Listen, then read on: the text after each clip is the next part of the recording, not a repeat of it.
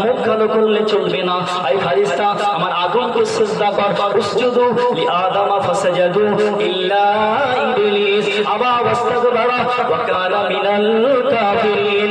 সঙ্গে সঙ্গে আল্লাহ পাকের ফারিস্তারা সিজদা করলো, কিন্তু মিস্টার ইবলিস সে বলল আমি সিজদা করতে পারবো না। ওর মনে অহংকার লাগলো, আমি সিজদা করব কেন? ও যুক্তি দেখালো, খালাক্তানি মিন নারি ওয়া খালাক্তাহু মিন তিন। আমি হলাম আগুনের তৈরি আর আদম হলো মাটির তৈরি। মাটির সিফাত হলো নিচে যাওয়া আর আগুনের সিফাত হলো ঊর্ধ্বগামী, উপরে যাওয়া। আমি উপরের জিনিসের নিচেকে সিজদা করবো? এটা হতে পারে না, যেতে পারে না, এটা হতে পারে না। আল্লাহ বললেন যাও